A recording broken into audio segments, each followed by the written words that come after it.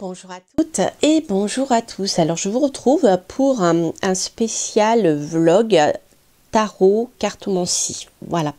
En fait c'est un vlog qui s'adresse aux débutants qui souhaiteraient démarrer, forcément puisqu'ils sont des débutants, mais qui hésitent entre certains oracles, certains tarots, entre le Marseille, le Rider-Waite.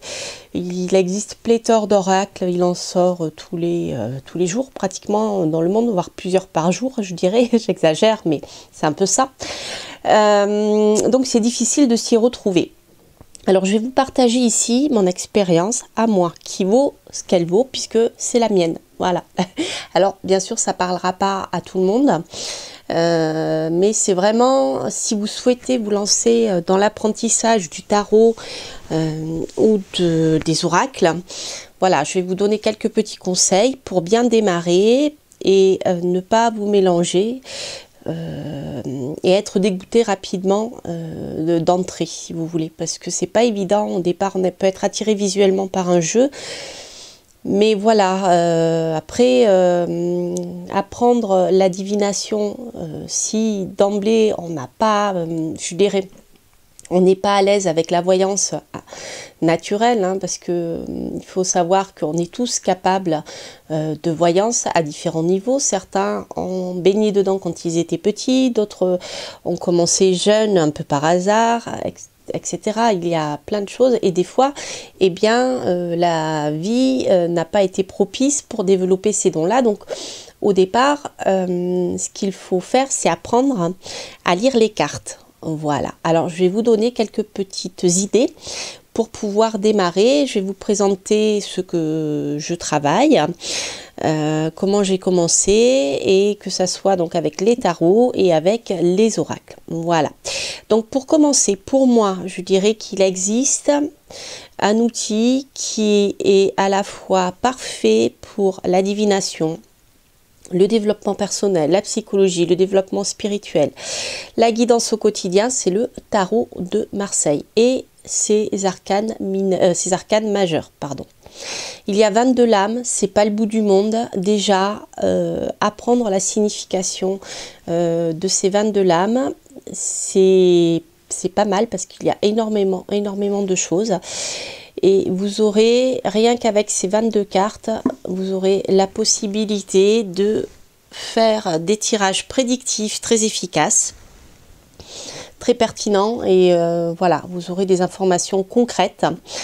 Et quand je dis concrète, c'est-à-dire si par exemple vous posez une question, je ne sais pas moi, est-ce que mon offre d'emploi va être acceptée? J'ai postulé sur ce poste, il m'intéresse, voilà, est-ce que ça va être accepté? Là, l'oracle vous répondra, enfin le tarot, pardon, vous répondra oui ou non, et puis vous donnera bien sûr des détails hein, sur des petits conseils, sur ce qu'il vaut mieux faire, ce qu'il faut éviter de faire. Voilà, un tarot, c'est un outil qui est très puissant et très complet, et rien qu'avec avec les arcanes majeures. Donc là, c'est le tarot de Marseille, ici c'est un Grimaud, hein, je crois que même je les avais eus dans un... C'est pour ça qu'ils sont fins, je les avais eus dans une revue, ceux-là, je les avais achetés comme ça, je les ai toujours sur moi dans mon sac, qui ne prend pas beaucoup de place, et si besoin, je peux faire mes petits tirages. Voilà, excusez-moi. Donc, pour démarrer, vous verrez, je vous ai proposé dans ma chaîne, sur ma chaîne, plusieurs livres que je trouve moi très pertinents, très efficaces pour apprendre ce qui est vraiment le tarot de Marseille. Comment l'utiliser tant sur un plan prédictif que sur un plan plus psychologique, etc. Rien, comme je le dis toujours, je le dis souvent dans mes tirages aussi des fois, on ne peut pas séparer, on ne peut pas diviser l'être humain en physique, psychologique. On ne peut pas dire ben voilà le tirage prédictif ça enferme dans quelque chose qui est déterminé. C'est pas vrai, c'est mal comprendre le tirage prédictif, et on peut pas dire ben, d'un autre côté voilà bien ce genre de tarot ne permet pas, ce genre de tirage prédictif ou ce genre d'outil qui est le tarot ne permet pas l'analyse psychologique ou le développement spirituel. Non, parce que tout est lié. comme physiquement, je dirais, la tête n'est pas séparée des oreilles, des yeux, les points d'acupuncture sur les mêmes, l'acupuncture et même, je dirais tout simplement, lorsqu'on parle de réflexothérapie, on sait qu'il existe des points, il existe des canaux, on connaît les chakras maintenant. Voilà, l'humain est fait de beaucoup de choses. Si vous plongez dans les textes ésotériques, vous verrez que l'être humain a plusieurs strates. Hein, voilà, donc ça c'est important, je dirais, même avant de démarrer quoi que ce soit en divination, c'est important de comprendre que l'être humain est fait de tout ça. C'est un être qui a des émotions, c'est un être qui réfléchit, qui a un mental, c'est un être qui a un chemin de vie aussi, qui a des potentialités de développement spirituel. Rien n'est séparé, hein, d'accord? Voilà, tout est en lien. Donc ça, c'était un petit aparté. Donc je reviens à mon tarot. Donc si je dois vraiment vous conseiller de débuter avec le tarot, moi, vraiment je vous conseille les 22 arcanes du tarot de Marseille. Pour le moment, laissez de côté les arcanes mineurs. Vous pourrez tout à fait compléter vos tirages avec les arcanes majeures, avec les arcanes mineurs quand vous les aurez compris et appris à intégrer. Mais voilà, pour moi, c'est vraiment la clé. Alors, pour la petite histoire, mon premier tarot de Marseille, je l'ai acheté quand j'avais 18 ans, un peu par hasard, dans un supermarché. J'ai commencé à essayer d'apprendre, c'était un peu compliqué avec les arcanes mineures, mais je l'ai toujours eu et j'ai toujours travaillé avec des livres petit à petit. J'avais du mal et en fait, le premier tarot, le premier oracle qui m'a permis de prédire, pour moi, c'était le Béline, tout simplement parce que j'avais appris l'astrologie divinatoire et du coup, c'était très facile pour moi de comprendre tout ça. Pour le tarot de Marseille, j'ai pris des cours et franchement, je regrette pas parce que j'ai suivi à peu près 6 cours de tarot. Et bien, rien que ça m'a vraiment permis de rentrer dans cet outil et de le comprendre et surtout de rentrer dedans. Voilà. Donc, je vous invite vraiment à aller voir sur ma chaîne les bouquins que je vous ai proposés. Il y en a un que je ne vous avais pas présenté parce que je ne l'avais pas. Je l'ai acheté parce que je trouve très intéressant. C'est un des premiers, donc il est très bien pour les débutants. Un premier livre pour débuter. Un des premiers livres d'ailleurs écrit par Florent Yoyan Paris. Je vous en ai présenté un aussi par Bruno Denis pour débuter en tarot qui est très très bien. Et celui-ci, il est bien fait. Il est vraiment pour les débutants parce que vous avez chaque arcane majeur qui est développé. Avec voilà, sa fiche signalétique, sa photo, son profil, les forces, les faiblesses, son âge, la partie numérologique, l'univers professionnel. Vous voyez, son compte en banque, j'aime bien, ses amours. Voilà, vous avez tous les grands, la santé aussi. Et en conclusion, donc vous avez tous les grands, je dirais, tous les grands traits des arcanes qui sont développés. Donc ça c'est parfait, donc vous avez que ici que les arcanes majeures, hein. Vous voyez déjà avec ça vous avez de quoi faire. Un autre livre que j'aime bien, que je ne vous ai pas présenté non plus la dernière fois je crois, là c'est plutôt pour le côté pratique, hein. Mais je ne vous fais pas de review de ces livres, j'y reviendrai par la suite. Là c'est pour ceux qui ont déjà connaissent bien les arcanes majeures. Donc vous verrez que celui-ci c'est pareil, vous avez des exemples de tirage. Et comme je vous l'ai expliqué, vous avez la possibilité, moi je vous incite vraiment à tirer une carte par jour pour voir la tendance de la journée. Donc la tendance de la journée vous permettra de comprendre globalement les énergies de cette lame. Ça c'est très très bien. Donc voilà, vous pouvez tout à fait choisir des oracles, mais là je vous parle que de tarot, rien qu'avec le tarot de Marseille. Si tous les jours vous tirez une carte dans la journée et que vous regardez la tendance générale ou que vous lisez les explications de cette carte, eh bien vous allez petit à petit pénétrer profondément dans la signification symbolique de chaque carte. Donc il y en a 22, vous voyez, même si vous tirez plusieurs fois les mêmes cartes, au bout de quelques mois vous aurez bien compris le sens général pour débuter. Alors je vais vous montrer ce livre, donc ça c'est celui de Bruno Denis dont je vous parlais. Il y a un endroit justement qu'il a prévu où il donne la signification de l'arcane du jour.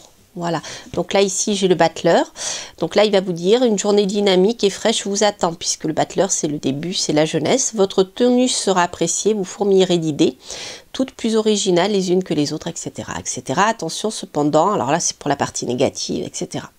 À votre naïveté, manque de conscience, etc. D'accord? Voilà, donc moi si je peux vous donner un petit conseil, si vous avez bien sûr envie d'apprendre le tarot de Marseille, si vous n'avez pas envie, c'est pas la peine de vous forcer, ça ne marchera pas, il faut avoir envie, lorsque de toute manière ça commence par là. Je vous conseille vraiment de faire comme ça, vous trouvez même d'occasion un tarot de Marseille, il en existe plein, voilà, et vous lisez, vous achetez, vous trouvez un livre qui est spécialisé dans le tarot de Marseille et que sur les arcanes majeures pour débuter. Et vous faites des tirages quotidiens et puis petit à petit, vous apprendrez à aller plus loin. Et ça, c'est le meilleur moyen de commencer. Alors, si vous aimez pas, si je dirais l'esthétique du tarot de Marseille ne vous plaît pas parce que, voilà... les couleurs ne vous plaisent pas, ça vous semble obscur, etc. Moi, je vous conseille... Alors, il y en a d'autres, j'en ai d'autres aussi, parce que j'adore les tarots, et puis voilà. Mais, donc, il y en a plusieurs qui sont très sympathiques. Alors, je vais commencer par vous montrer celui-ci. Que j'aime beaucoup. Voilà, la boîte est très abîmée, le jeu en super état, mais super qualité de jeu. Hop, voilà. Il s'agit du Tarot de Nostradamus. Alors bon, il y a quelques petits noms qui changent, c'est pas grave ça. Mais voilà, ça c'est la boîte. Fatiguée. Donc les arcanes mineurs, je les ai mis de côté. Là, vous avez les arcanes majeures. Donc là, si vous aimez l'aspect vieilli des jeux, là, vous rentrez dans le tarot de Marseille. D'accord? Donc après, les chiffres ne changent pas. Et par contre, parfois, voilà, les noms changent. Alors ça peut être peut-être embêtant pour vous au départ si vous commencez. Si vous apprenez les chiffres et les noms, etc. Donc c'est peut-être pas la meilleure solution, mais vous avez d'autres jeux dans le même esprit assez anciens, vous voyez, ils sont plus anciens que celui-ci. Simplement pour le visuel, si ça vous parle mieux, ça peut vous aider à rentrer dedans. Voilà, c'est pour ça que je voulais vous le montrer. Mais bon, je le conseille peut-être pas aux débutants à cause du changement des noms. Alors ça c'est pour le tarot de Nostradamus, je vais le laisser là. Ça c'est donc le Grimaud. Ensuite, je vais vous montrer un jeu un peu plus, je dirais, gai, plus relooké, gai, mais je l'utilise souvent, ce jeu. En fait, je l'utilise lors de mes consultations, c'est le jeu que j'utilise tout le temps, qui est, moi, je trouve très bien. Parce qu'il est plus, voilà, il a été retravaillé au niveau des couleurs, des petites choses ont été rajoutées. Alors après, ça parle ou pas. C'est celui-ci. C'est le tarot de Bruno de Nice. Donc pour ceux qui me suivent, vous savez que je l'utilise parfois quand je fais des tirages complets signe par signe. Voilà, lorsque je fais un tableau avec tous les arcanes majeurs. C'est celui-ci. Voilà, le grand tarot universel. Je crois que j'en ai fait une review d'ailleurs. Que j'aime bien. Donc vous voyez, par rapport à un Grimaud ou même un Jodorowsky, c'est pareil. Voilà, si vous aimez pas trop le visuel, et bien ce jeu respecte, je dirais, la symbolique et l'imagerie du tarot de Marseille traditionnel. Il ne s'en éloigne pas, voire peu s'il s'en éloigne, un petit peu, mais pas de manière extrême, ce qui fait que ça vous permet de ne pas couper avec la signification, avec la symbolique de base du tarot de Marseille. D'accord? Ça, c'est important. Parce que parfois, il y a des choses qui changent si on l'illustre différemment. Donc ça, pour ceux qui sont bien attachés au tarot de Marseille, même c'est un conseil, je dirais, si vous débutez, c'est de ne pas vous éloigner dans des visuels qui sont très très différents parce que vous allez perdre des informations. Mais j'y reviendrai. Donc là, voilà, donc ce tarot. Alors si par exemple, vous voyez l'empereur, l'arcane de son nom, vous voyez le battleur, voilà. Donc moi j'aime bien ce jeu parce que il respecte, vous voyez bien la posture, on a la même chose hein, du tarot de Marseille. Surtout ici, lorsque visuellement vous le regardez, on voit qu'il s'agit d'un jeune homme, d'accord? Voilà ce que je vois dans les Rider-Waite, le magicien qui est un vieillard, j'arrive pas. Vous voyez, vous comprenez? Il y a une symbolique visuelle qui est là et qui n'est pas là pour rien. Donc après, bien sûr, le battleur, vous pouvez y ajouter ce que vous voulez.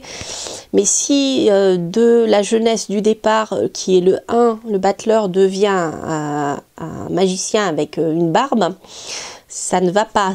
Il est blond aussi, vous voyez, il y a des petites boucles blondes, les cheveux bouclés, c'est tous les symboles de la jeunesse. Il va représenter l'enfant aussi, outre d'autres choses qu'il y a ici. D'accord? Donc ça, c'est vraiment un jeu qui est sympathique parce que voilà, il change un peu. Je vais vous en montrer, mais j'ai fait une review, je crois. Vous voyez, l'étoile, c'est pareil. Elle a toujours un genou à terre, l'étoile. Parce qu'elle va parler du futur. D'accord? C'est une femme brune aussi. Traditionnellement, elle représentait une femme brune et pas une femme blonde. D'accord? Donc, vous voyez, il y a pas mal de choses comme ça. Le soleil aussi, avec la fraternité, les enfants dans le cadre du foyer, les frères et sœurs, vous voyez. Ce genre de choses. Voilà, le jugement. Donc, vous voyez, ce jeu est sympathique parce qu'il est plus gai. Moi, j'aime beaucoup le diable. Ici. Le pendu. Voilà. Alors, il y en a un autre dont j'ai fait une review. Je vais vous le présenter parce que vraiment,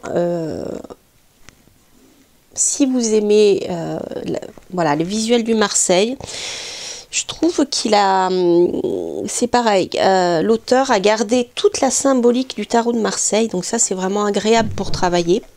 Hein, on ne se perd pas, on perd pas des informations, même visuellement. C'est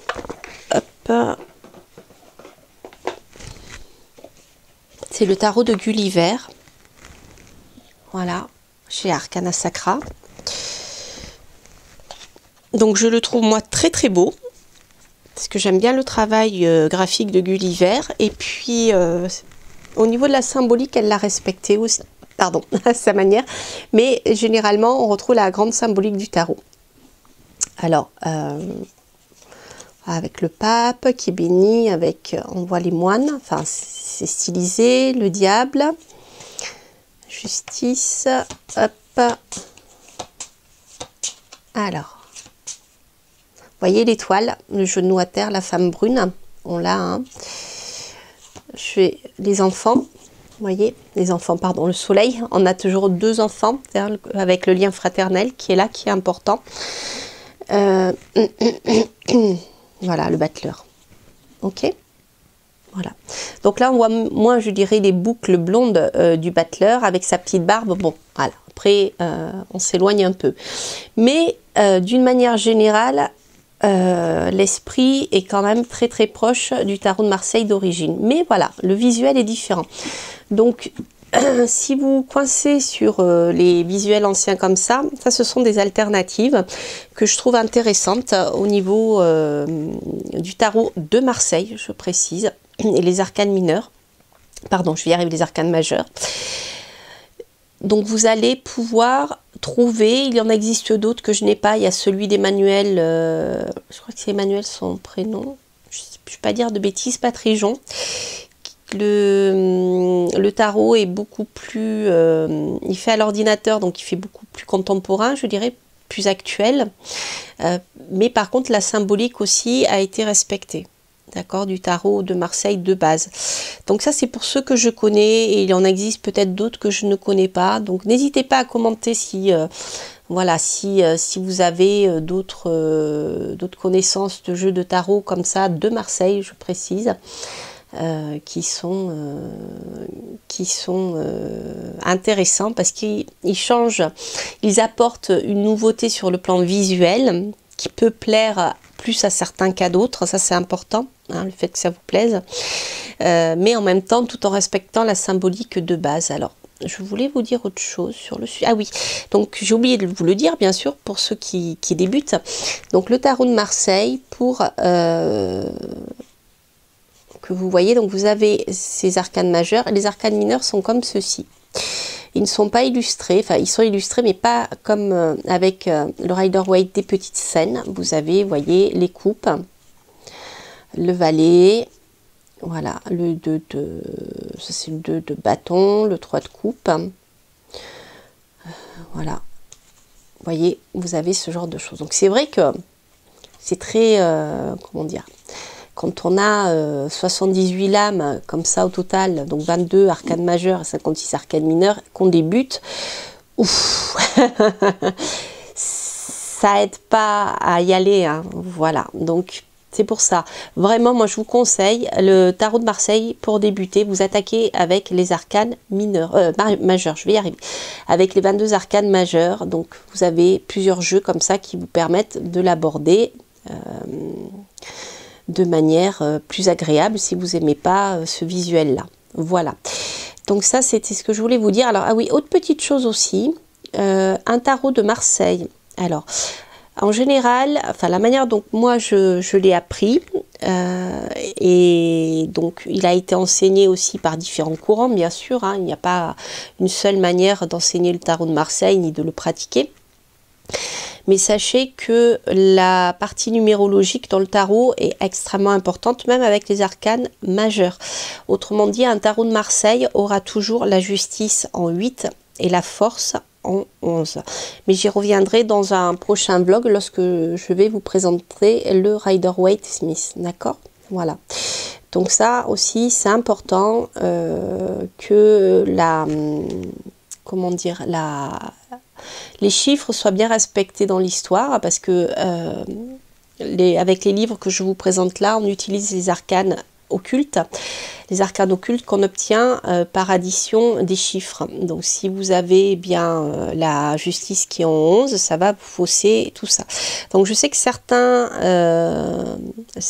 trouvent ça trop rigide, mais c'est parce qu'ils ne le pratiquent pas, et c'est vrai que se retrouver avec un tarot de Marseille avec la justice en 11, lorsqu'on doit travailler avec des arcanes occultes et faire des calculs, si on doit s'amuser à se dire, enfin voilà, à réfléchir, à pas se tromper, etc., on perd le lâcher prise qui est vraiment nécessaire à mettre en place le système de voyance. D'accord, voilà.